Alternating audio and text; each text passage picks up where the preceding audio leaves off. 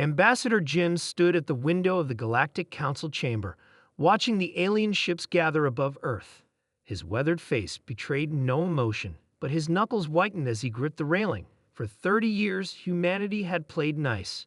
For 30 years, they had bowed and scraped and pretended to be the gentle creatures the Galactic Council wished them to be. Today, that charade would end. Ambassador, the Council demands your presence, said a Trill, his blue-skinned assistant. The Maruvian's antennae twitched nervously. They're voting on the quarantine resolution. Jim nodded. Tell them I'll be right there. He straightened his uniform and mentally rehearsed the speech he prepared. The Council feared humans. Deathworlders, they called them, creatures from a harsh planet with impossible gravity, deadly radiation, and toxic oxygen levels. Humans were stronger, faster, and more durable than most species. They healed from injuries that would kill others. They could endure pain that would drive most sentients insane. And yet, for decades, humans had hunched their shoulders, softened their voices, and moved slowly to avoid frightening their galactic neighbors. Inside the chamber, representatives from 200 species sat in tiered seating. Admiral Vox of the Prubian Empire stood at the center podium, his scaled face smug as he addressed the assembly. The evidence is irrefutable, Vox declared. The humans concealed their military capabilities. They have weapons of mass destruction hidden throughout their colonies. They represent an imminent threat to galactic peace. Jim walked purposefully to the response podium. The chamber fell silent. For 30 years, he began, voice calm. Humanity has been a loyal member of the Galactic Council. We've shared our technology, our resources, our art. We've fought alongside you against the Void Swarm. We've healed your sick and fed your hungry. He paused, scanning the room. And how have you repaid us?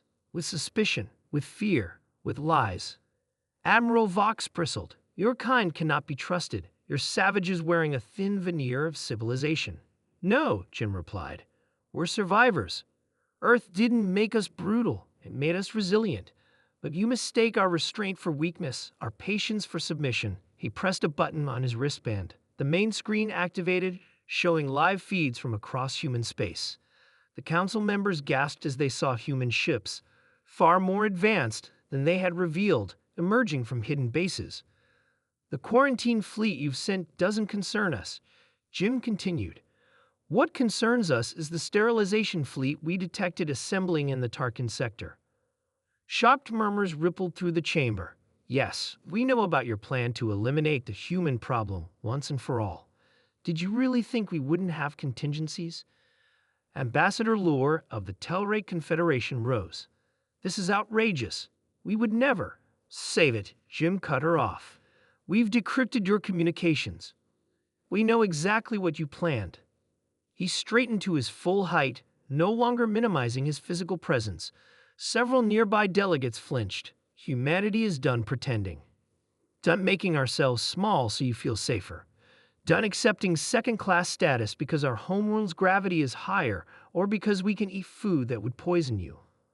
On the screen, human ships now surrounded the Council's quarantine fleet. Not aggressively, just present, a quiet demonstration of power. We don't want war, Jim said. We never did, but we won't accept extermination either. Admiral Vox sputtered. You can't threaten the Council. There are laws. Laws that apparently don't protect humans, Jim replied. So we'll protect ourselves. Ambassador Kalat of the Trevoran Unity, one of humanity's few genuine allies, stood. Perhaps we should reconsider the quarantine resolution, she suggested. The humans have been valuable allies. Their medical technology alone has saved billions of lives. Indeed, Jin nodded. And we're happy to continue sharing such benefits. But there will be new terms. He activated a hologram showing the new treaty humanity proposed. Equal representation, mutual defense pacts, fair trade agreements, and critically, recognition of Earth as a sovereign power rather than a protectorate. These are our conditions, Jim said. Not as threats, but as equals who refuse to be victims. The council chamber erupted in chaos. Some delegates shouted protest, while others huddled in worried conversation. Through it all, Jim remained standing, straight-backed and unmoving. High Chancellor Noor called for order. Ambassador Jim, you must understand how this appears from our perspective.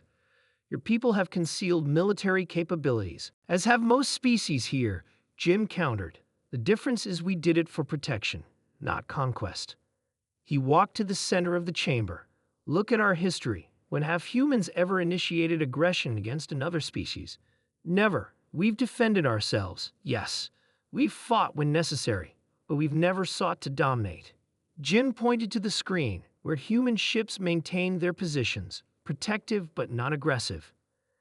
Today isn't about intimidation, it's about honesty. This is who we are. Beings evolved from a harsh world who value survival, yes, but also cooperation, innovation, and peace. Real peace built on respect, not fear. A tense silence fell over the chamber. Finally, Khalat spoke again. I'd move to table the quarantine resolution and consider the human proposal. After a moment's hesitation, others began to agree. Even some longtime human skeptics nodded reluctantly, seeing the wisdom in diplomacy over confrontation. Admiral Vox stormed out, his supporters trailing behind him. As the council began to debate the new treaty, Trill approached Jim. Do you think they'll accept it? He whispered. Jim watched the delegates, noting how differently they looked at him now, with caution still, but also with newfound respect. They will, he said quietly, because today they learned something important. What's that?